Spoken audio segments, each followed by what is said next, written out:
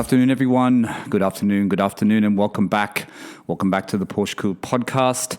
Owner Stories, Tuesday today. Another Owner Stories coming up. We're up to number 48 of the Owner Stories series. Today, I'm going to be joined very, very shortly. I'm running late. I'm in Bahrain. Some of you guys would have realized that from last week's episode. I'm in Bahrain. Still here for a while now, but I've got Benjamin coming on very, very shortly, actually in about 5 minutes, and Benjamin's coming in from the US. He's coming in from Charlotte in North Carolina. To be honest, I don't know how we're going to fit all of Benjamin's story into one episode.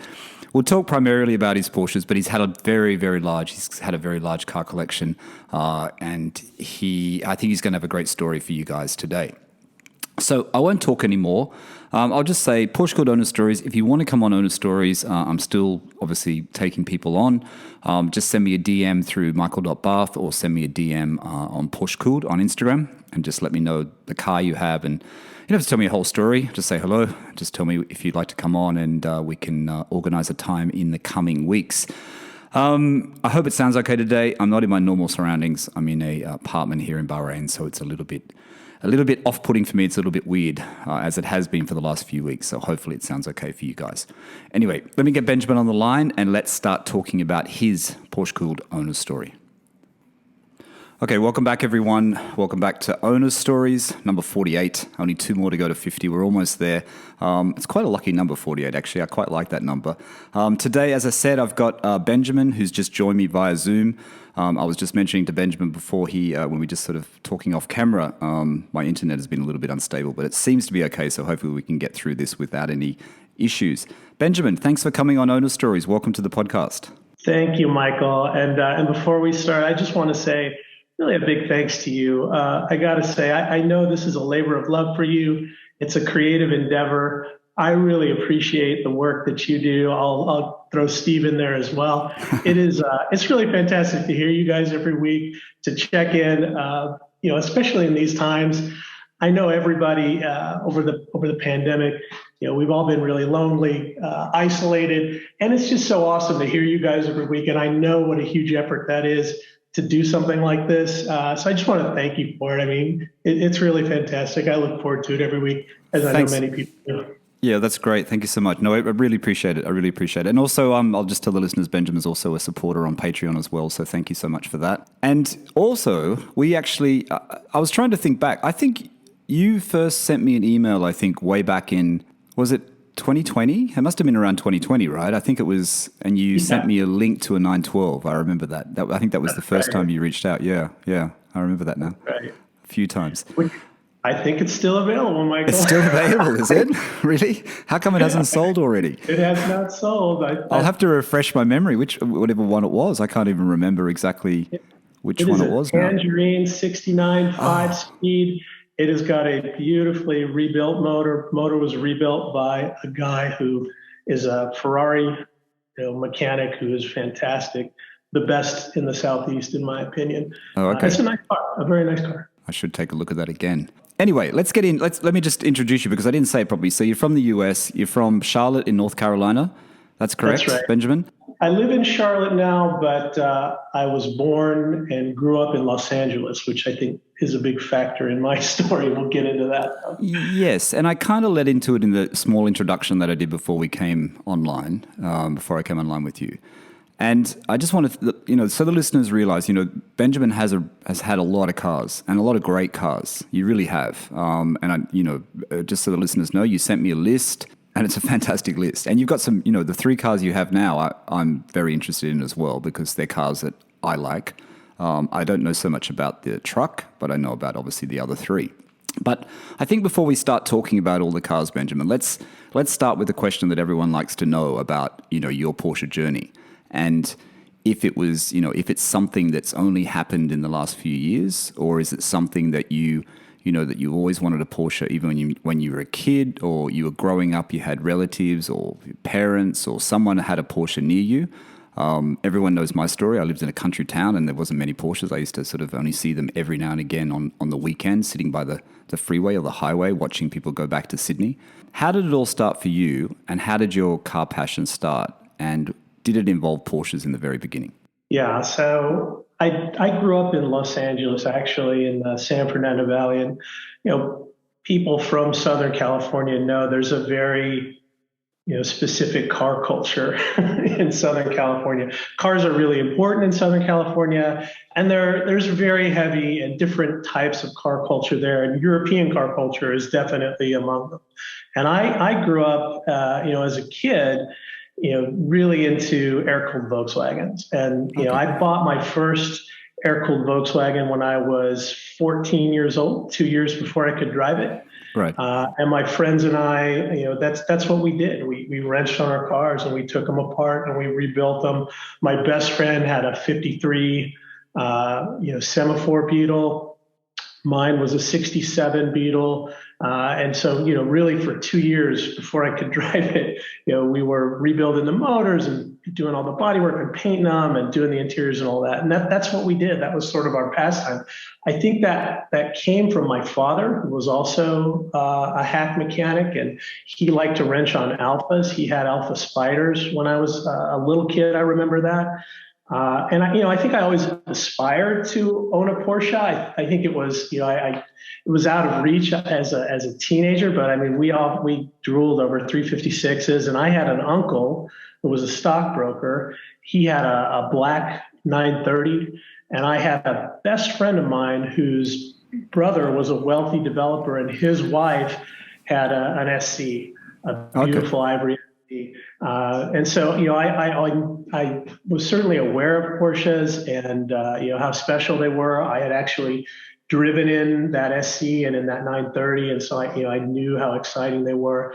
But really for the, earlier part of sort of my car journey, it was more focused on air-cooled Volkswagens.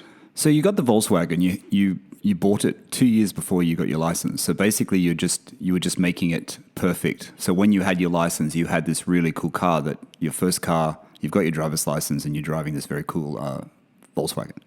Yes, exactly. And so this trend, so you started off with a German car, you started off with the Beetle. Then, some time passed. What do you start getting into though? Do you keep that German trend? Do you keep buying German cars? So you've got your license, you've been driving around your Beetle. Do you start looking at more German cars, or do you start going into American muscle cars? How does it change from there? I went from that Beetle into a Scirocco, a new Scirocco, Gen 2 Scirocco in 87, red and black. And I drove the Beetle maybe my first 2.5 years of high school. And then as I was getting ready to graduate high school and I had a job and I could afford a car payment, I bought the Scirocco. So bought it new, drove that for a couple of years. And it was a 16 valve Scirocco. So again, it was a Gen 2, red, black interior, awesome car. Loved that. It was awesome to go from the Beetle to, a modern Volkswagen. But I think that really sort of cemented my love for Volkswagens, which continues to this day. I don't have one now, but I'm sure one's in my future. Yeah, and it seems like there is a trend here on Ono Stories, especially with Marco, who was on a couple of weeks ago, or last week, and PJ from the UK. This Volkswagen into Porsche, and also, old Mercedes, BMWs. There is a trend where Porsche owners, it seems, have this sort of progression from different German cars, and then eventually end up with a Porsche or a 911. So you've got the Scirocco. That's a great car. It's a driver's car. You've had the Beetle, which is an air-cooled, which is the history of Porsche basically. What is the next car that comes along that is a memorable one for you? So I for a while, so this is sort of as I was getting out of college, I think I traded that Scirocco in for like an Accord, and that sort of started the trend of not very interesting cars, commuter cars, family cars, those sort of things. I started, I had kids at the time, young kids, so minivans and things like that. Probably the next exciting car for me, the next enthusiast car for me was in 2004 when I ordered a brand new R32 from our Volkswagen. Fantastic car. Oh, I miss that car to today. That is really just an amazing car. The drivetrain on that that Mark IV R32, it's just phenomenal. I mean, it's just tons of torque right on tap. It's an NA car, so it's available to you all through the power band, and just the fit and finish on it, the handling of it. It was a really special car. It was black magic pearl, black leather interior, manual, 6-speed, just an awesome car. There seems to be a bit of a trend, a Volkswagen trend at the moment, isn't there? I mean, obviously there's the thing with the Beetles and the combis and all that sort of thing, and the values are going crazy. But there also seems to be this sort of direction where people are going back to the R32. People are starting to look at the R32 again. They're starting to look at the VR6 again. You know what I mean? Have you noticed that? Yeah. It seems to be, and I've noticed, when I look at prices in the UK and Australia, the prices are on the rise again for those cars. And they're high mileage cars. A lot of them have been driven a lot. So they're not low mileage cars, that's for sure. Is that something you would look into again in buying one of those? Absolutely. I would have another R32 in a minute. I love the Golfs. I'm also looking at the Mark 1. I'd love a Mark 1 GTI. That's something I'd love to own. I've never owned a Mark 1 Golf, and so I'd love either a GTI or even a Mark 1 Cabriolet. I've had a Mark 3 Cabriolet, which was fun, but I love the look of the Mark 1s, that sort of wedge angular look. I'm very much into that sort of 80s, 90s style. The Mark 1 Golf Cabriolet just reminds me of London in the 80s. It just feels it just has that iconic look. It's a bit like, if you're from the UK, it's a bit like Sloane Street. It's a bit like that sort of cruising around sort of look. I think it was such a big car in the UK, and you still see old ones around here and there. I don't know if they're Mark 1s or Mark 2s, but you see them around. And those haven't gone crazy yet too. Those are still actually pretty affordable, and again, very iconic cars. And I think that's really, for me, I love sort of iconic cars that have a lot of soul and personality. Like that's really what I look for, and that's what speaks to me. Something that that isn't just an appliance, doesn't just get you from here to there, that really has, something special about it. You've got this love of Volkswagens, but also on your list, I noticed you've got quite a love for Honda as well. What is it about Hondas that you like? Well, I think Hondas are just good cars. They work. The maintenance on them is very well. And again, I think kind of like Volkswagen, they're a pretty good blend of function, feature, and price. Yes. I love, don't get me wrong, I love the higher end European cars too, but when it comes to maintenance and things like that, you're going to spend a lot more money keeping those cars on the road than something like a Honda or a Volkswagen. So you bought the R32 new. It's a great car. Yeah. You decide to sell that car. What is the next car that makes you feel like you did in the R32? Because you obviously really loved that car, and it was a great car to drive, great German quality. What was the next one that came along, Benjamin, that made you feel like the R32 did? Yeah, so this is interesting because it's really it's really very different from the R32. I sold the R32 right as my kids were getting to be driving age. Okay. I just felt like that was probably the best thing to do, not to have that. I bet they were unhappy about that. Yeah, they weren't too happy about that, but on the other hand, probably a good decision on my part, just not to have that as a possibility. The next car that I bought from there that was really a special car was a 71 Mercedes 250 Coupe. Okay. This was a sea green. This is the W114 chassis, so this is what they call the pillarless coupe. Yes. And I found that car in Columbia, South Carolina, with really it had 70,000 miles on it. Wow. Yeah, and this is not a fancy. This is a very pedestrian Mercedes. No power door locks or windows or anything. I mean, just a very basic car. But when I tell you the presence of this car, when you roll up in it, when you get in it, it is. People talk about like sense of occasion. There's this huge sense of occasion in it. I think you're car. underselling it by And saying it's pedestrian, though. I really do. I know power-wise it is, and I'm looking at the pictures now while you're speaking, Benjamin. Sorry for interrupting. On your Instagram, and that's the green one, right? It's yes, it's just a beautiful, beautiful looking car. It really is, and that color yeah, and the pillarless coupe. You know what I mean? It's a fantastic looking car. it is. It is. And, you know, every time you get in and drive it, I mean, it is just, like you say, it takes you back. It just makes you feel really special, takes you back to a particular point in time. You know, I think one of the other things I think, Michael, on these cars, I think there's a theme here. We always sort of want the cars that our fathers drove.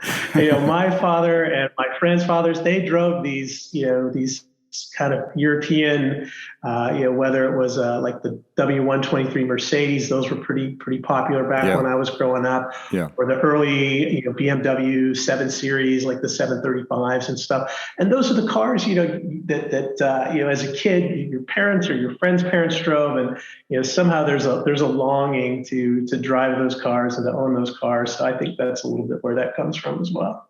Yeah, I agree. They're not Porsche, but they still, at the time when you're a kid and you're growing up, they're still a little bit unattainable. They're not cheap cars at the time. You Yeah. know, they're luxury cars. They're special cars.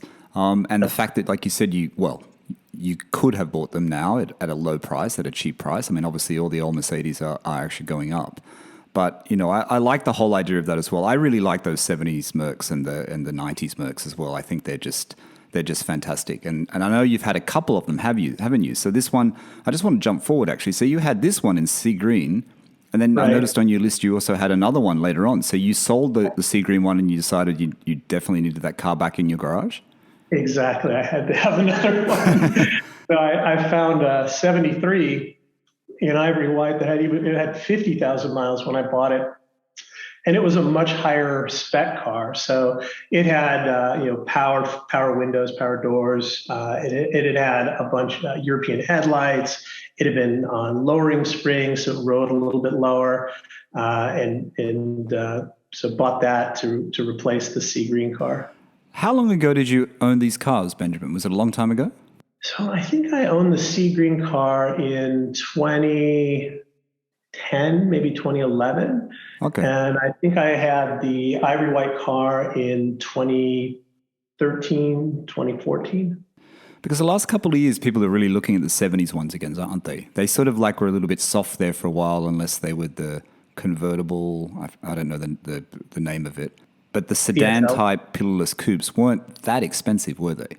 No, and again, I think these cars are still they're obtainable if you can find, you know, the trick is finding a good one, finding one that doesn't have the miles, finding one that hasn't been, you know, absolutely worn out. You know, they're out there, and I think these are kind of, you know, bargain buys if you can get them, if you can find them. So before we get into the Porsches, what's another one? What's another one that you want to pull out and say this has pushed you into the Porsche journey as well? Another car that you really enjoyed that you look back on now, even when you're driving your Porsches and thinking that was a great car. I wish I still had it. In 2013, I saw on Bring a Trailer. This is back when Bring a Trailer was not an auction site, but a site for interesting cars that people saw all over the country that they would post up. Yes. I saw a 1965 Volkswagen Type 3 Notchback. Yes. And this was out of Arizona. It was a survivor car, I guess I'd call it. It was on eBay at the time. And I had always wanted a Type 3. And when I was a teenager, after I bought that Beetle, I actually bought a Squareback, the station wagon version of that car. And I bought it for $400 from a kid. It had stopped running. So he sold it to me for $400. And I had tried for like 6 months to get this car to run. Right. And I could not get it going. And I think I carried sort of that. And I ended up junking it. I ended up selling it to a junkyard. And oh, really? Yeah, I did. And I think I felt guilty about that like most of my life. And there was always this sort of feeling like I gotta do a Type 3. Like I have to finish this somehow. And so 2013, I bought that Type 3 out of Arizona, and I commenced on a complete restoration of that car. When I got the car, it was in pretty rough shape. Right. Somebody had put fiberglass floor pans on the car, Okay. which is actually not very safe. The floor pans are actually give that car some structural rigidity. It had this like horrible Tijuana velour interior done to it. I mean, it was just it was in need of a complete restoration. So that's what I commenced to do, and I spent the next couple of years just completely restoring that car and doing it in kind of a Cali style. Built the motor, rebuilt the transmission, completely, paint, bodywork, completely redid the interior.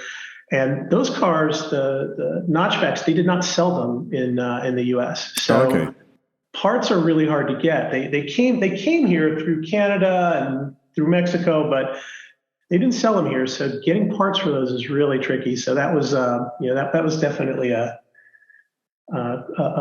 difficult and arduous journey. But I was going to say that actually the Notchback is quite rare, isn't it? I mean, I know even in Australia as well.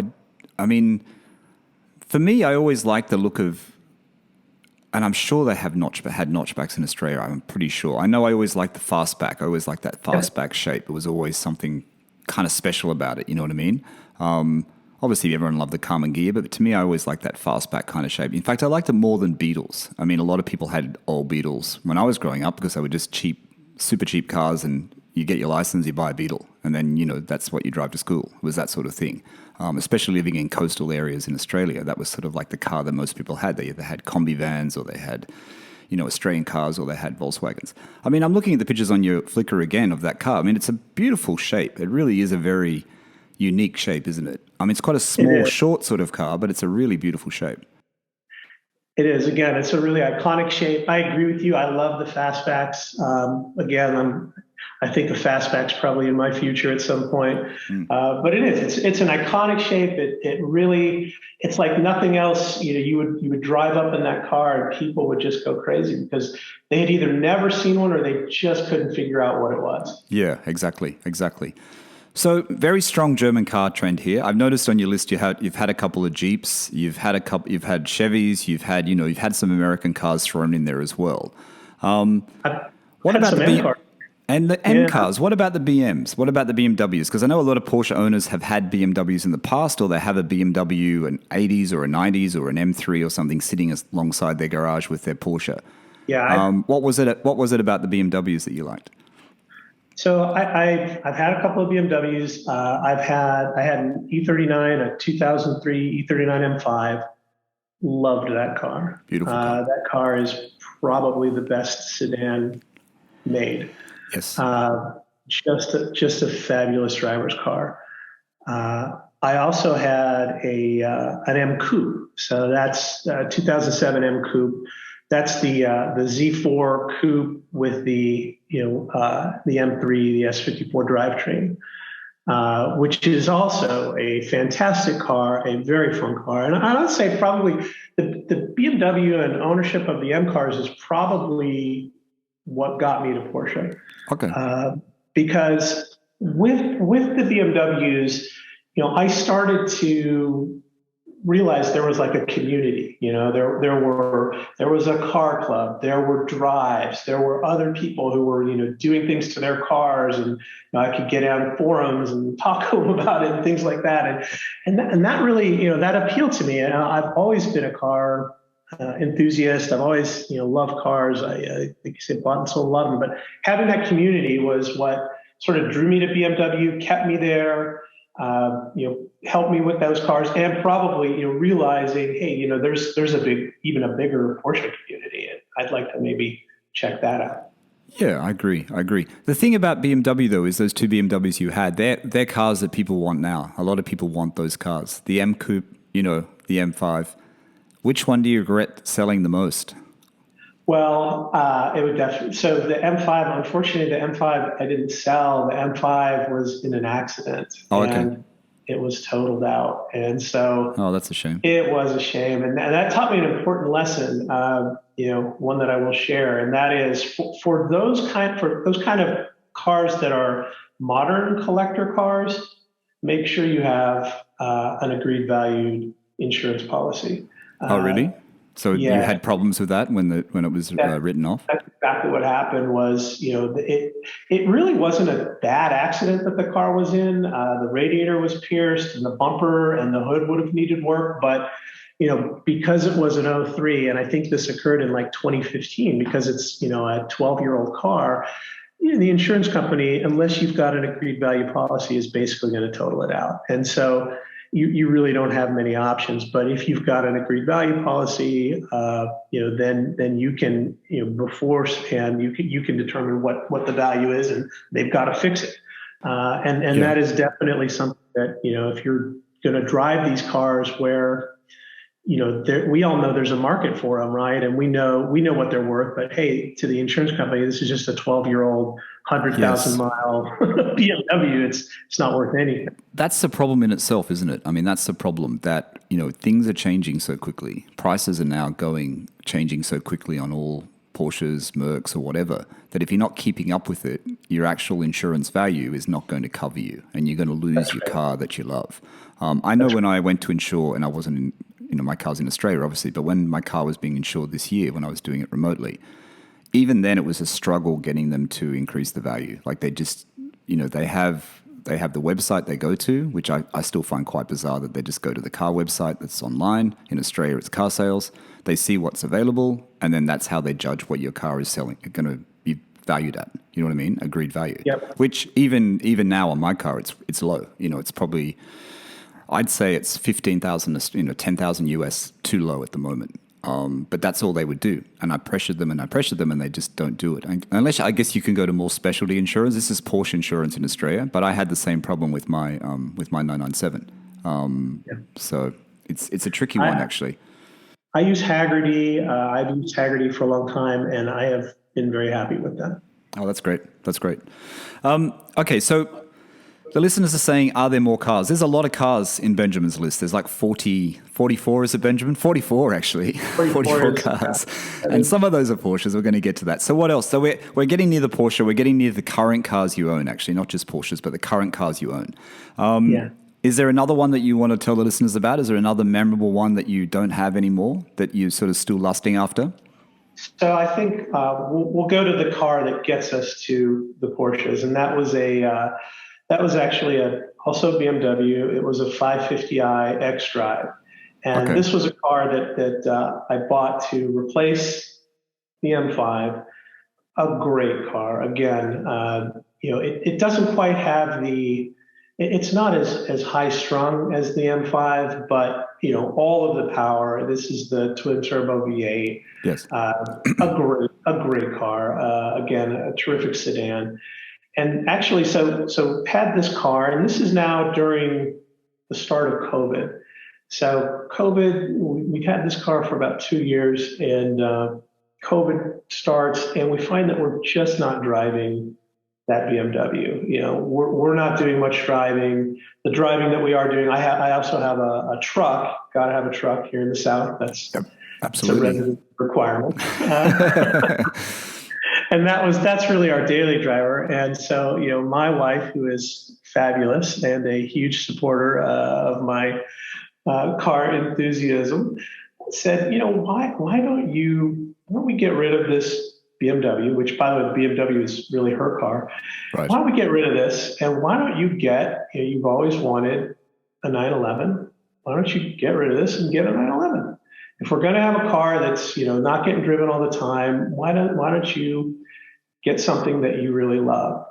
And I did not ask twice. The BMW was up on Craigslist that straight afternoon. Away. I just want to ask you one question about the BMW before we go into the 911. So you had the M5, you had that iconic M5. You weren't tempted to buy a new M5 instead of the 550i? No, I wasn't. I think, first of all, probably out of my budget. Okay. The 550 again, and this is sort of one of the things I try to do, Michael. You'll see this through my car list. I try and find stuff that represents a value play. So I look for cars that are, sort of at the back end of their depreciation curve, Yes. that are not yet recognized by everybody else as the ones to have.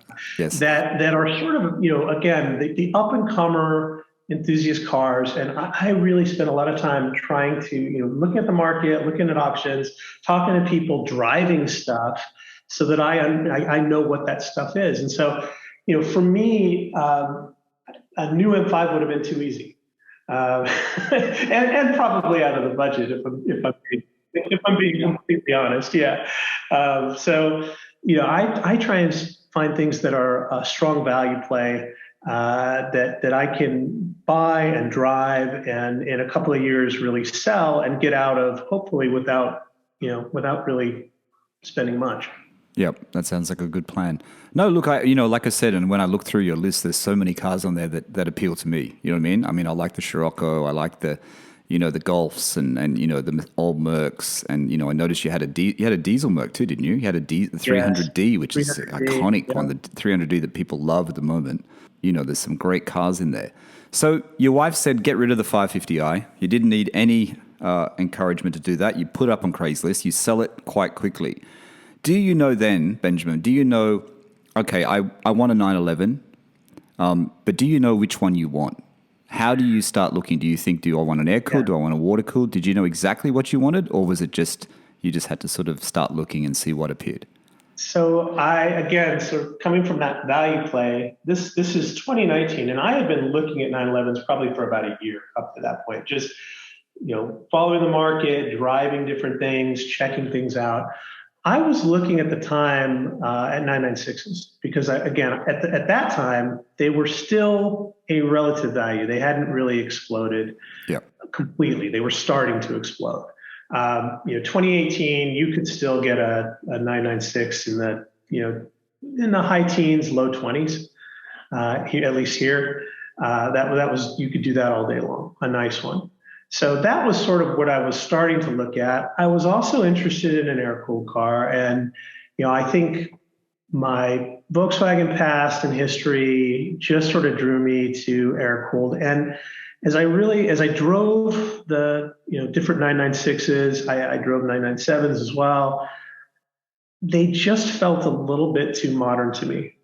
And I wanted something that was going to feel like a classic, like an older car. I didn't want it to feel like an old car necessarily, like an air-cooled Bug, but I didn't want it to feel too modern as well. It's hard to describe what I was looking for, but when I drove a 993, I found it. Like that to me was kind of the perfect combination of, okay, this is a very analog experience. This is a very mechanical experience.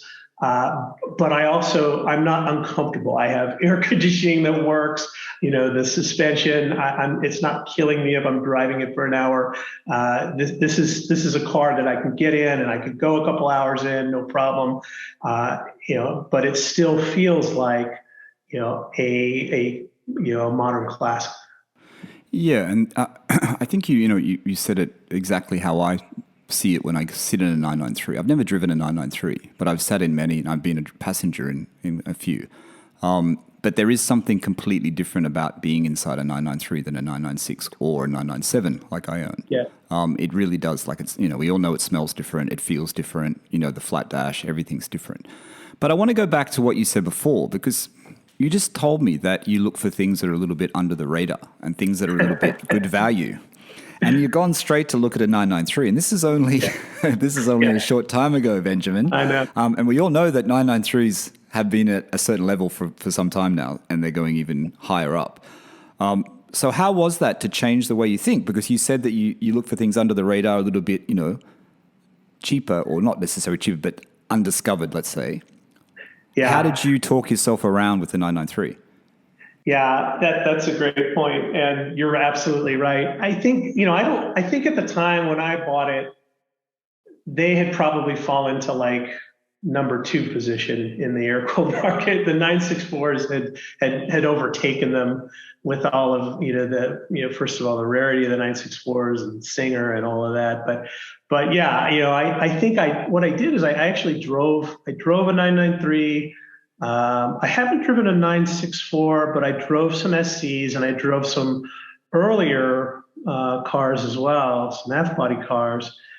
And I just felt like the 993 is just where I want to be. And if I have to spend the money, I have to spend the money. And I also felt like, I think these cars are still going to go up. I think there's room to run. They had run up a bit and come down. And I felt like they had some more room to run. And so it wasn't a huge, it wasn't a huge conflict for me. And I think, if I look at it today, I actually think I'm doing okay. As far as values go, they do seem to have run up a bit. No, I think you're right, actually. I mean, I was just going back to that point you made, but I think you're definitely right. And I think, I think we can go back. When did you purchase your car? This year? I purchased it in October of 2020. Yeah, see, in October 2020, from my memory of looking at cars nonstop, UK, Australia, 993s, and I think what you exactly said was correct. The 993s were a little bit less than 964s. And at one point there, 993s seemed a little bit low. They seemed like they were a little, even though they're not super cheap. They're not like 996 prices, of course. But they did seem a little bit lower than a 964. And you knew there was room that they were going to move. You know what I mean? But apart from the value, the 993 really is, I think it really is the sweet spot. You know what I mean? I kind of switch between 964 and 993, which one I would prefer. But I think the 993 is still, Steve's owned both of them and I've been in both of those cars. But I still think the 993 is the one that I would go for as well. So how do you find this car? Do you find it online? Is it local to where you live, Benjamin, or is it interstate? No. How do you find this car?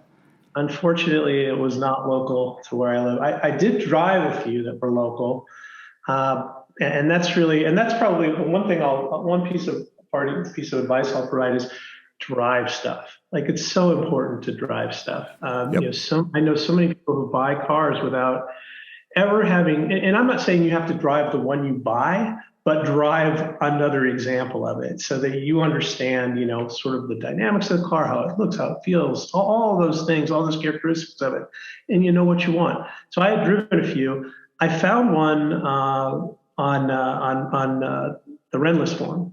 Okay. It was out of Washington State, so Bellingham, Washington, which is like about as far as you can get from Charlotte. It is in the absolute northwest corner of I thought Washington. It was. Yeah, I mean, it is almost to the Canadian border. Yeah. And found it on the forum. As I had been looking at cars, I had talked to a couple of people about cars, and as you always say, when you really want one of these cars, you just have to be ready to move. Yes. You have to be ready to, you have to have all your ducks in a row and be ready to, strike a deal, because they go so fast. This car popped up and there were, 8 replies. I think I was lucky enough. Most of the replies were not through, direct message. And so the guy who put the car up on the car, he kind of prioritized people who were Renless users, got back to me. And it was interesting because it was almost like he interviewed me. I mean, we had a long conversation. We probably talked for 30 minutes, and he wanted to know, why did I want the car? What was my history with Porsche? And really a lot of questions like, did I, what kind of maintenance type things was I comfortable with? And really, he was really kind of feeling me out. And I did the same. I also wanted to know all about the car, what kind of stuff had he done, what records did he have, all of the usual questions. And I think we ended that conversation kind of getting a good feel for each other and understanding that, this car had been owned by somebody who had been a very good steward of it. And if he sold it to me, it was going to be going to somebody who would be a good steward of the car. And, so many times, I've heard you say it on the show, and I totally agree with this. You buy the seller, but in this case, he was kind of selling the buyer. Be sure that the buyer would be somebody who was going to take care of this car. So the gentleman you bought it from, it's listed on Rent Porsche Enthusiast Forum. How did this gentleman have other Porsches, or was this his only car? He did. So it's an interesting story. He had this car. He had first bought a 993 Cabriolet. Okay. He had a silver 993 cab, also a 95. And he bought this car. He bought the Coupe. And he is an amateur mechanic as well, has a lift in his garage like I do, does a lot of work on his own, does all of his own work. And he had done, quite a bit of mechanical work on this car. So the cab, it's an interesting story. The cab was an 80,000 mile car. At 40,000 miles, they had done a rebuild on the cab, a complete rebuild on it. Really? They had actually punched it out to 3.8 and put a hotter cam in the car, I think an RS cam in the car. Right. And the Coupe that he had, my car, had 130,000 miles on it. Okay. And so what he actually did, he swapped the drivetrain from the cab into the Coupe. He swapped the two of them. Okay. So my car actually, it's a 137,000 mile car now, but it actually has an 85,000 mile drivetrain in it. And the drivetrain's actually a little bit more power than what it came from stock. It's a 3.8 with a hotter cam and a Steve Wong chip. And I think what he had, I think his original plan was, and he sold the cab. So I think his original plan was to keep the Coupe and put the lower mileage drivetrain in that and have that and drive that and enjoy it. And then I think he bought a 997 cab. Yes. And just fell in love with it. And at that point didn't want to keep them both. And so. Okay, so look, he's asking you a lot of questions. He's giving you the interview process. How do you, because this car's a long way away, the change in the drivetrain may scare some people away, other buyers away.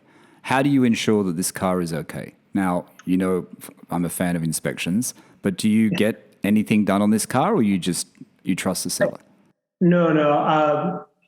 First of all, I did talk to him extensively about everything that had done. So I took sort of a whole maintenance history from him.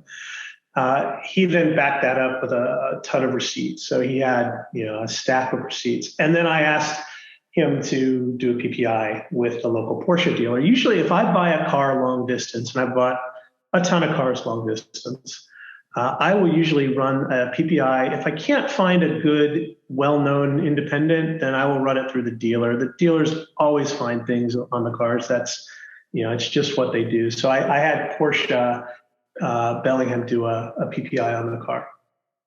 Okay, so before we go any further, let's tell the listeners exactly what this first 911 is. They're already getting a lead in that it's a 993. But tell the listeners, Benjamin, exactly what you bought, the color, if you knew of any options on the car. You mentioned the mileage, just everything about the car. Yeah, so I purchased a 1995 Carrera C2 in Aventurine Green. It's a Aventurine color. It's a great color. With a classic gray interior. It's a 6-speed manual. It does have the LSD, so it's a limited slip diff. It's got the softback sport seats. Great option on that car. A rear wiper. I have since then converted the car to an M030 suspension. The car, when I bought it, had PSS 9 coilovers on it. Steve's going to really like your car. I know he's going to. I'm going to share the Flickr page you gave you. I'm going to share that with Steve later. I'm going to give him a little intro in it because I know he's going to really. It's going to make him hank to get another one. I know for sure because he loved that car. And yours is pretty special. So it's reasonably well optioned. It's reasonably low mileage for the years as well, isn't it? Because that's not that high really. And like you said, it's got the drivetrain. But can we go back to that drivetrain thing? Because that would scare a lot of people off. I thought you would be the person to get inspections because you've got a lot of cars. You're an enthusiast. You're a hack mechanic, which I want to ask about as well. But I thought you'd get an inspection. So that didn't scare you away at all that the drivetrain had been switched out? So the drivetrain being switched out didn't really scare me. The PPI did reveal some things. So the PPI came back with a couple of issues. Probably the biggest issue that came up on the PPI was that the transmission was making a lot of noise. And they said, hey, we're going to need like 20 hours to figure this out. Oh, wow. Okay. And so I talked to the seller, and he explained to me this car, he had put a lightweight flywheel on this car. Yes. So again, he had really sort of built this car to be more of a high performing, 993 hotter motor, lightweight flywheel, hotter clutch. And what he told me is, hey, when I put the lightweight flywheel in, what happens is, there's not enough inertia in the flywheel, and it basically shakes the gearbox when the car is idling. And so nothing's, and this is actually a pretty well documented issue on 993s for people who do lightweight flywheel installs. So two things, like, it sort of has a tendency when you're idling, you hear all the gears in the gearbox clattering, and it does sound pretty horrible. And if you did not understand or know about this, it would definitely be a big red flag. The other thing that is a bit of that I found to be a bit of an issue with it is, it does make it more likely to stall. So unless you're blipping the throttle on downshifts, it has a tendency to stall. The Steve Wong chip does a little bit to alleviate that, but that was definitely, so those two things came up in the PPI, and I talked to the owner about it, and he explained to me what the deal was, and he said, look, if it's a concern to you, I will throw in. I've got a dual mass flywheel. I'll throw it in. You can put it in. Which was great. To me, that was an easy enough solution. I took that back to Porsche and I explained it to them, and they said, "Oh, okay, yeah, that completely makes sense. That absolutely sounds like what's going on here, and now we get it."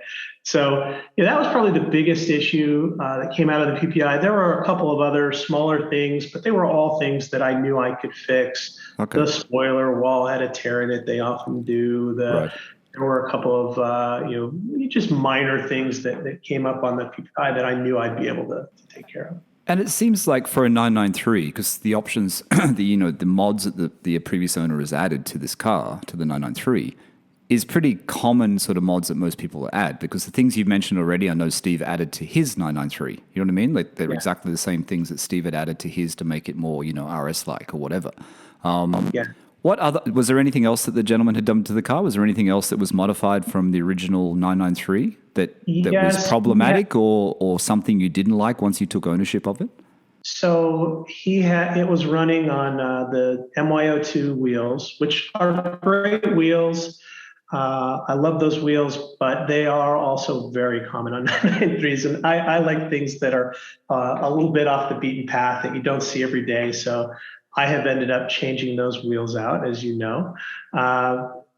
And he also had a sort of an aftermarket radio in there. The interior on this car, the cosmetics on this car were not really that great. So that's really where I've spent the last 6 months of my time, is in bringing the cosmetics of the car, up to as good as they could be. So, it's been paint corrected and ceramic coated.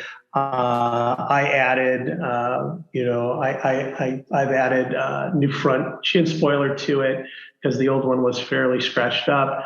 I've since taken the lightweight flywheel out and put the dual mass flywheel in, which is, to me, it just makes the car so much more drivable. And it doesn't spin up power as quickly, but it is so much easier to drive and, just less of an issue. And, it's good that he gave you that anyway, because you experienced the other one and then you realized what it was like. So, you knew what you were getting out of. And if the noise is better, I guess that's a better option. So let's tell the listeners about, I'll just tell the listeners, Benjamin sent me an email, I think, was it this year or earlier this year, wasn't it, when you were looking for some wheels, the Magnus Walker wheels, which are of production now, right? Because your 993, you've added those wheels, but they're not in production anymore. They've stopped production. No, you can't get them. So I'm a big fan of Magnus. I love those 1552 Outlaw wheels, but they don't make them anymore.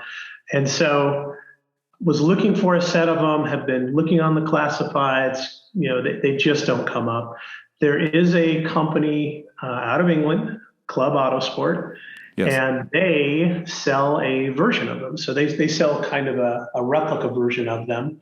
Um, and actually, good guys, by the way, I will definitely give them an endorsement. They, absolutely were great all the way through the process. They did take a long time to make.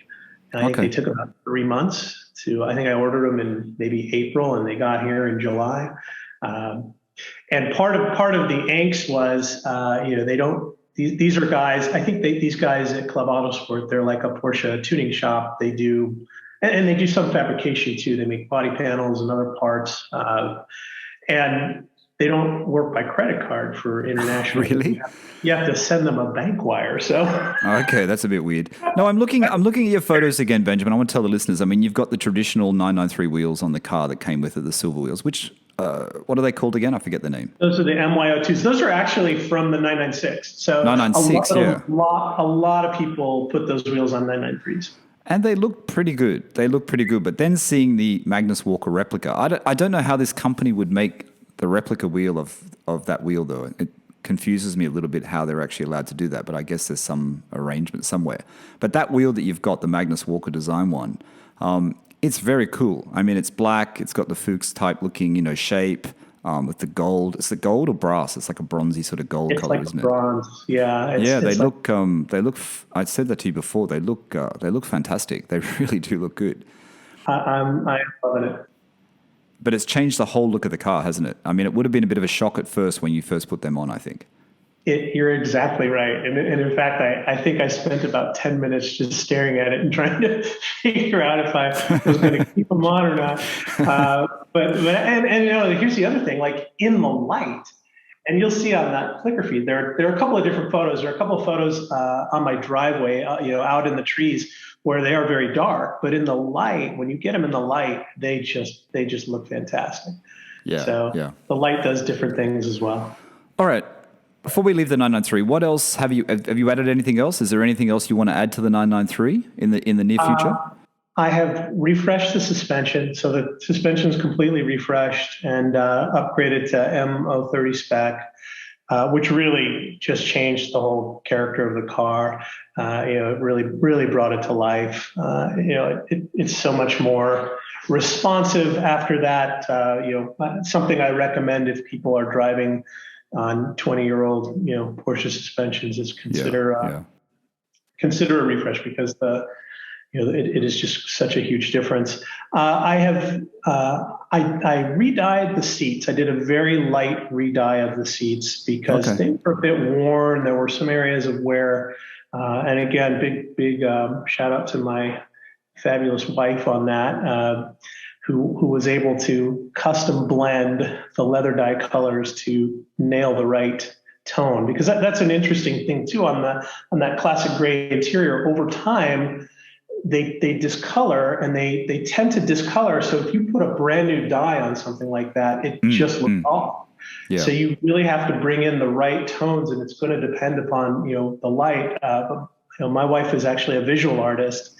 And she is brilliant with color and was able to just completely blend the dead to rights color of the seats. So I've re-dyed the seats back to their natural color.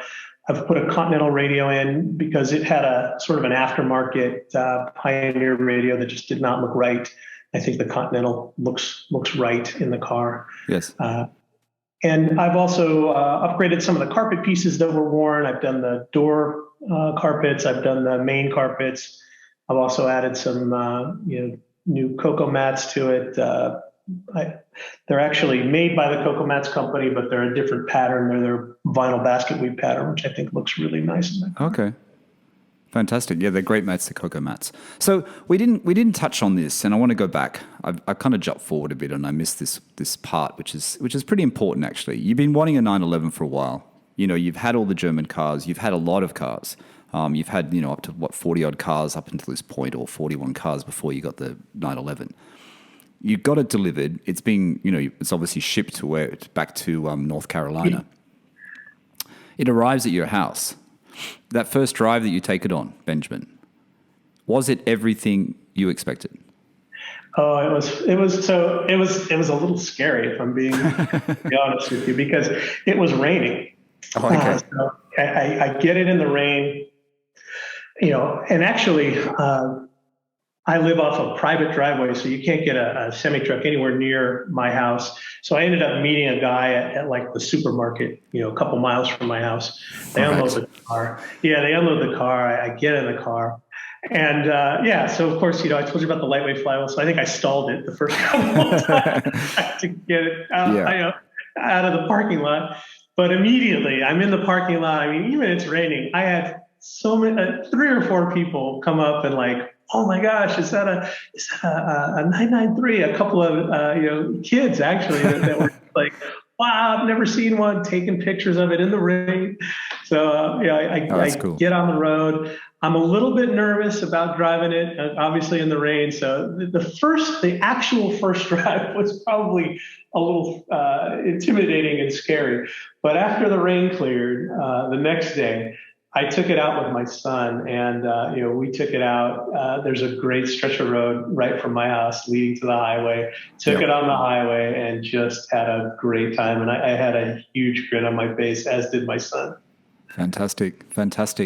Well, you've got it's a keeper, that's for sure. I mean, this is one you have to hang on to, right? It has to be one that's going to be in the collection for some time. Yeah, I really love it. It's a very special car. I'm really excited to be the caretaker of it, and I have no plans of moving this one on at any point soon.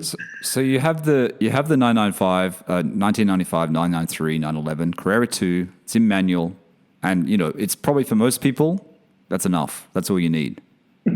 But like all of us, we keep looking, and you find another Porsche. Is the Porsche comes next? You have another one. What is that one, Benjamin? So, love the 911. It's a great car, but one of the things that I start thinking about is, it would be great to have an open top car, a convertible or a Targa. Maybe a 911, maybe not. So I start looking for different open top cars. I drive a 914. I drive, like an SC convertible. I drive a 996 convertible. Because actually 996 cabs are they're relatively affordable still. Yes. And I actually drive a Boxster, a 2.7 Boxster, actually a Boxster that would later go up on Bring a Trailer and sell quite handsomely. This is like a silver red sort of launch color car. Right. And I was, of all of those cars, I was probably most drawn to the 911 cab. And so I started looking at different 911 cabs. I'm looking at 997s, I'm looking at 996s, driving different cars, looking at different cars. And I tell my air-cooled mechanic that I'm looking for an open top car, thinking maybe he knows somebody who's got a Targa or something like that. And he tells me, I actually know a guy who's about to trade in a Boxster. Okay. And I tell him, I've driven the Boxster, wasn't that impressed with it. He says, well, this is an S. Have you driven the S? I said, no, I drove a base Boxster. He said, go drive the S. I don't know. It seemed to me not far off from a Miata, which I've had. He said, no. He said, go drive this one. It's a really good color combination. It's a really good spec. So I call up the dealer that his friend's going to trade it into, and I say, I hear you're coming into a Boxster. I'd like to drive it. And he said, oh yeah, great. It'll be here Tuesday. Come on down. And so I get in and I drive this thing. And let me tell you, if you haven't driven an S, if your Boxster experience is only based on a 2.7, and I'm not knocking the 2.7. The 2.7 is great for what it is, but they are two different cars. They really are. And I get out and just fell in love with it. It was just a tremendous car. And again, this is back in March. And so this is sort of, I think since then, Boxsters have been on the rise. And I think, again, this might have been sort of almost the last minute to get in on the Boxster train, so to speak. So that's what I ended up buying. It's a 2003. It's a 996.2. I wanted an '03 because I wanted a glass. I wanted glass in the top. So it's an '03. It's in basalt black with a natural brown leather interior, sports seats, pretty high spec car. It's got side skirts, LSD, beautiful box. It's a nice looking Boxster. And I agree with you. I think, the '03, '03 because it's, got the glass back window. Boxster S because of the power. People say you should get the S. Well, not there's anything wrong with the base, but, you should get the S. And I think you're right about the pricing of those because I've been watching those as well. As if you listen to the podcast, you would know as well. I watched them, and the prices in the last, I think, 6 months have started to jump quite a lot. They are. Quite a lot. And not just, I'm talking Australia, UK, which is what I mainly look at. They have jumped quite a lot in a short period of time, especially the low mileage and especially the O2 onwards and especially the S, which are becoming very harder to find. So what are the wheels on the Boxster? Because I always see those wheels on the Boxster. They're like a lobster claw. They're a bit like the lobster claws that I have on my 997, but they're not, are they? They're very similar. No, they are. Those are lobster claws. So it's on lobster claws. The wheels, they are, those could be refinished. That's probably, an upcoming project for that. But yeah, no, those are claws. And how do you find you've got the Boxster? So the Boxster you buy, do you do your usual PPI on that, Benjamin, or you sort of like let it slide this time? I did not do a PPI on that car because my air-cooled mechanic knew the car. Yes. And he knew the owner, and also, again, a stack of records. So I had tons of records on it. And I was able to look at the car. So I was able to get the car up on a lift, take a look at it, drive it. I didn't feel like a PPI was really necessary since I could actually put my hands on the car. So who works on that car now then? Is that your air-cooled mechanic? Does he also work on water-cooled? He works on Boxsters and 911s, or you're doing the work yourself? Who looks after that car now? The guy that referred me to the car, he is primarily an air-cooled shop. They do some water-cooled, though. He tends to do more water-cooled transacts and stuff. So 928s, 944s, he does a lot of work on those cars. But he will occasionally do work on, water-cooled Porsches. He's also I think he knew the car because he is also a interior and, a trimmer. So okay. They do that type of work as well. Okay, so you got the 993 and now you've got a Boxster. How does it feel between the two cars? The difference? You've got the mid-engine. People are chasing after the mid-engine. You've got the air-cooled, the iconic air-cooled that everyone wants. Is there a big difference in the feel of the cars? So I wouldn't say there's a huge difference. I would say that the Boxster is probably 80 to 90% of the driving experience of the 993 at 40% of the cost. Yeah, exactly. Which makes it a terrific value. And the Boxster is a fun car. I love it. And it's also a little bit. I think it's a little bit more accessible. It's a little bit easier to drive. It's a little bit easier on you when you're driving it. But I'm a Porsche Club member, and so go on organized drives and things like that. And I'm always I'll take the Boxster and hang just fine with whatever 911 is in the line. You do have to drive it at the limit a little bit more to keep up on a ride like that, but it's very fun at the limit. And I highly recommend them, especially as a second, if you're going to have a second Porsche. I think they make a great complementary car to a 911. Yeah, and a lot of people have said that. I mean, there's been a few people on Owner Stories, obviously, that have had Boxsters. Some people have just got a Boxster. Some people have a Boxster and a 911. I mean, Eric comes to mind, actually. Eric, who had he bought the 911.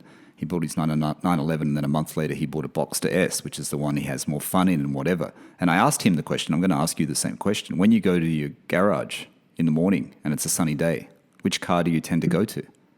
If I'm being perfectly honest, it's the Boxster. Again, it's a little bit more accessible and easy, and what can I say? I love the 911, and I look at them both longingly. But if I'm being honest, I drive the Boxster more. How's the Boxster sound? It has an exhaust on it, doesn't it? You said it does. So it must be great with the roof down. It does. It sounds fantastic. It's got a Borla catback exhaust. It's very throaty but not groany. Sounds fantastic. Great. Yeah, it's a beautiful looking. It's a nice combination. The black with the natural interior, the basalt black, always looks special. I think it always is a great combination. It is a great color combo. So are there more, before we get in, I want to talk about the other two cars you have, because we're getting in past the hour here. But is there anything else in Porsche that you're looking at now? Or are you just thinking, okay, I've got a great combination here. I've got the mid-engine, I've got the convertible, the Roadster, the Spider, Boxster. Is there anything else you've been looking at? I'm always after? Like all of us. It's like a compulsion, isn't it? I think seriously, I am starting to look at 944s because I still think that there's value in those. Now, I haven't driven one, so I need to go drive a couple. That's really what I need, my next step. But I'm definitely looking at candidates, and if I find something local, I will be driving them. And if it tickles the fancy, I will buy it. That will fit in nicely, though, won't it? That'd be a nice combination. It would. That would be a really nice combination. Would you go for a 944 turbo, or the 944 would be enough, you think? So from everything I've heard and read, the turbo is the way to go. So I'm looking at those, but I'd like to drive the NA car too, just to see exactly how it does handle and drive. Again, for me, I don't have to have something that's blindingly fast. I'm more of a slow car fast guy than somebody who's got to have something that's going to go 200 miles an hour. I'm just not going to do that. This is the thing, chatting to you today, all the things we're talking about, and we're all lovers of Porsche, and your story, and the Boxster. I'm a fan of the Boxster. I talk about it. I'm thinking about, for my wife who hasn't got a license yet, Natasha wants to learn to drive, and I think that is the car that I want to get for her to learn to drive, especially because of the price and because she likes how they look, especially the 03, 02, 03s.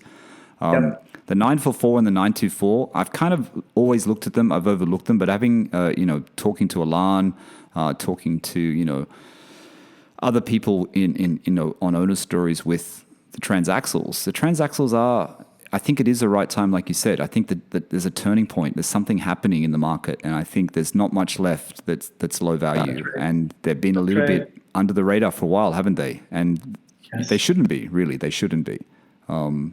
So I think that's a good choice. You're right. They're starting to come into their due. And I will tell you, Michael, my wife loves the Boxster. If you asked her what her favorite Porsche was, does she drive the 911? She's driven the 911, but she absolutely prefers the Boxster and loves driving it. Just loves it. And she drives stick, which is most important. Indeed. Yeah, and that's what my wife is going to learn to drive on stick. She wants to learn to drive on stick, not on automatic. So that's the other reason of getting something like a Boxster that's a little bit cooler. Daniel was the other person I was thinking of. Sorry, Daniel in Brisbane, who had the 924. I was trying to think off the top of my head who else had a 924 and a 944, and also Scott. Scott has got one too. Scott has got the 996 GT2 now. So there's quite a few people who've been on owner stories that have the transaxles, and they all love them. And Dan, what you said about experience, this is what Daniel and Alan were both saying the same thing with the 944 and the 924. It's about the experience of it. It's about the enjoyment of it. It's not about how fast you're going. And I was surprised when Alan, who was on owner stories, Alan from Belgium, from Antwerp, how he said how well it handled, how well the 924 handled. You know what I mean? Which surprised me because I didn't think it would be that same feel, but apparently it is. Certainly out here, the 944s are kind of go-to cars for track events. You see them all the time set up for track. So there's something there for sure. Yep. So other cars in your garage, let's just touch on those. You've got two more cars, haven't you? You've got two more current cars. What do you have, Benjamin? Tell the listeners. So I also have a 2018 Chevy Colorado ZR2, which is like a pickup truck it's sort of built for off-road use.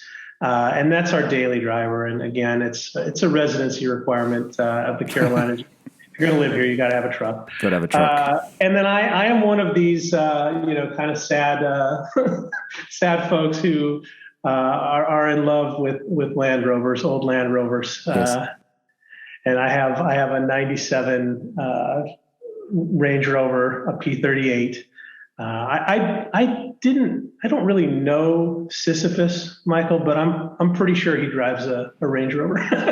Really? Because it is a labor of love with those cars. Yeah, there's always something going wrong with them. But again, they have a lot of character. They have a lot of soul. They do, don't they? And you've got the '97, right? You said '97 Land Rover, and the '90s ones are. I like the '90s ones. They're a bit sort of. They kind of look unbalanced, though, don't they? They're not really, but they look a bit top heavy in a way. It's that 90s design language, a box on top of a box. Yeah, exactly. And how long have you had the Range Rover for?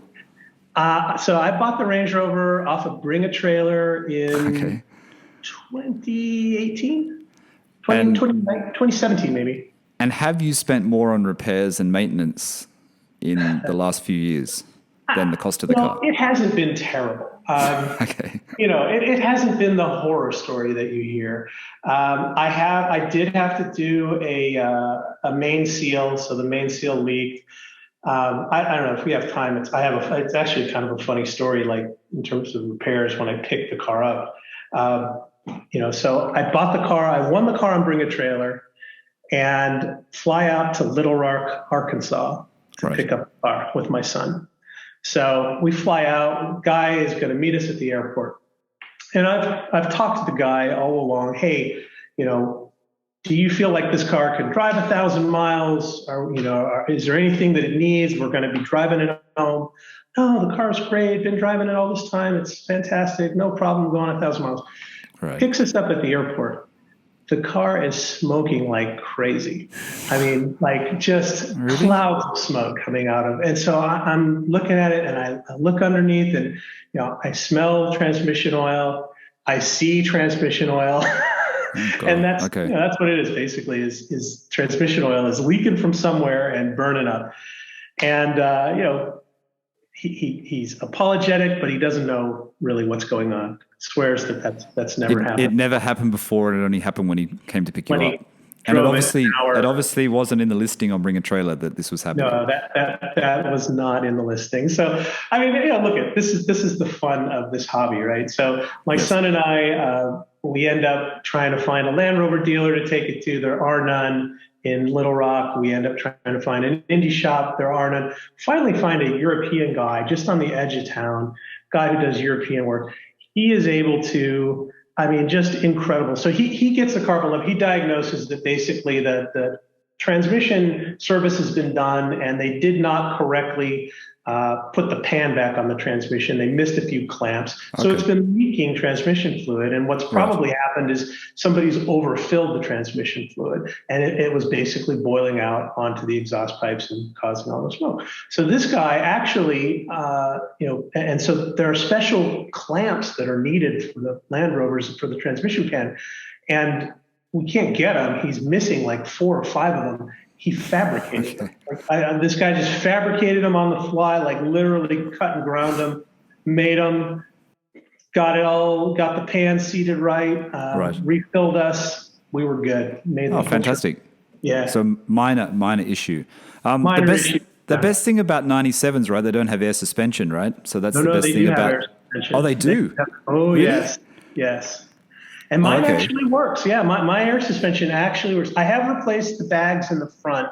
I'm getting ready to do the bags in the rear, but it actually works and works pretty well. Oh, that's good. So it tells you how much I know about Range Rovers. Not very much. I didn't think they had air suspension in 97. I guess Range Rovers were very expensive at that time. So. Yeah, no, it's a great car. I tell you what, for all of its faults, I love it. And I actually bought that car thinking I would drive it a little bit and flip it, and I have not been able to bring myself to sell it because it just has so much personality. Yeah, it's a great that year. That sort of generation of the Range Rover is very, very nice though. The 97s, the late 90s, is it 95, Yeah, 97 sort of period. that's right.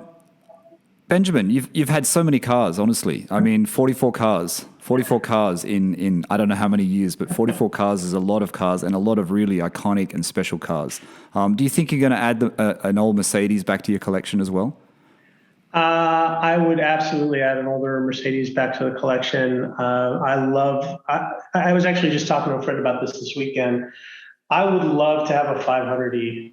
That's Yes. definitely on my bucket list. I would love to have a 6.9. That's on my bucket list as well. My father-in-law had a couple of 6.9s, and those are just amazing cars and just bulletproof.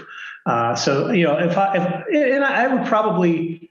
I would probably be, the other Mercedes that I love are the 126 coupes, the coupes from the early 90s, the pillarless coupes from the 90s, on the 300 chassis. I think you had somebody on a couple of weeks ago who had like a 190. This would be like the coupe version of that car. So those are fabulous cars. I always have my eye out for one of those. And they're still very good value, aren't they? They're still actually pretty good value. You can still find them. They're out there. Yeah. Mercedes from the 80s and 90s, those cars are so well built. They just are so well built. And if you can find a low mileage example, yes, you're going to have to do some fluid maintenance, seals, rubber, things like that. But those cars are just bulletproof. They go forever. So before we get into your favorite drives, because we're coming to the end of the podcast, I want to go back to the hack mechanic thing. I'm not really familiar with the term hack mechanic. I'm sure there's some of the listeners who, I know you mentioned it right at the very beginning and you worked on the cars. So what is a hack mechanic?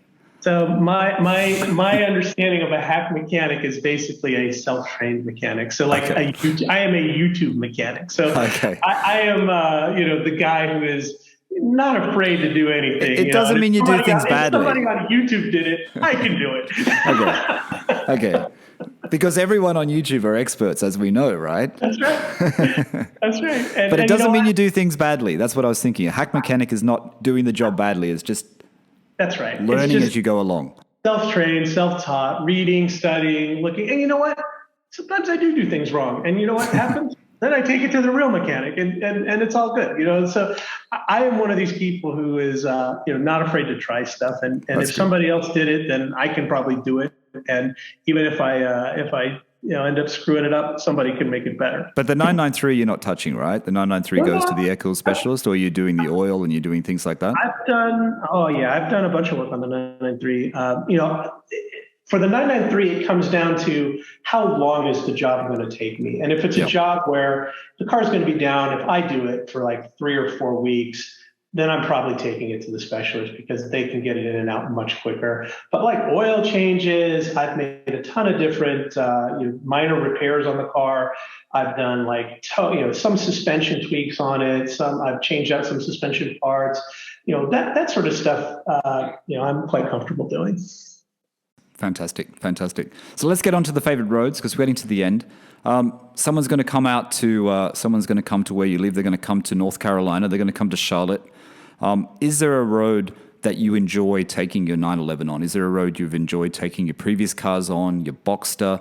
Or is there roads further away that you would recommend that people should definitely, if they're coming to the US or they're coming to North Carolina, they should drive on? Yeah, well, of course, if you're coming to North Carolina, the one that everybody tells you to go to is the tail of the dragon. But I am going to steer you in the opposite direction. I am actually going to tell you to take the road to Sparta. Sparta, North Carolina is a mountain town. The highway is Road 21.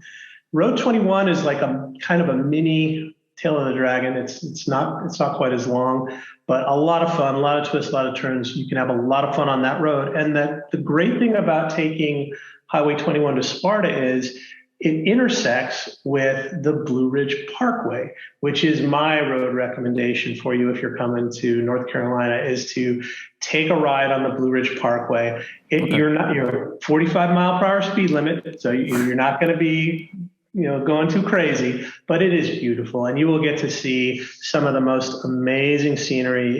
It's an elevated highway in many parts. It runs parallel to many state parks and resource areas, so it is just beautiful. And I'm going to tell you to take, instead of the typical speed down the tail of the dragon, I'm going to tell you to go slow and easy down the Blue Ridge and take in some scenery and enjoy a motoring experience in the beauty of North Carolina. Fantastic. Great tip. Benjamin, thank you so much. It's been great chatting. Is there anything else you'd like to tell the listeners before we end your owner story? No, Michael, I think this has been great. It's been really fun talking to you. I appreciate you inviting me on the show. It's been fun to share experiences. And again, just thanks to you and Steve for all you guys do. You do a great job of this. It's really quite special and quite entertaining. And so thank you very much for all the work that you do. I appreciate it. Thank you. And like I said, when you reached out to me, and I might not have said this to you through DM or whatever, but when you reached out to me and I saw the cars you had, I thought, this is before I knew your whole car collection. When you told me you had the 993 and then you had the Boxster. And I was interested in knowing that story because I thought it would be a great story. And then you've got all these other cars which you introduced to me, which was like a little bit daunting at first because there were so many, but it's fantastic. Great story. I think, I really do think the listeners are going to enjoy this today, Benjamin. So thank you so much for being on PorscheCooled, and thank you so much for being on Owner Stories. Thank you, Michael. All right, everyone. That's Benjamin coming in from Charlotte in North Carolina with his very, very perfect 993, 95 model, 993 Carrera 2 manual, 03 Boxster S manual. As you see, Benjamin is a car enthusiast. He's now a Porsche enthusiast. So make sure you check it out. Benjamin, you don't have an Instagram, do you?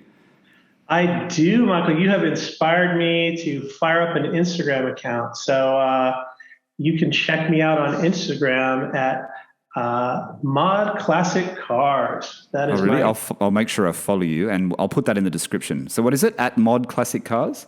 At Mod Classic Cars.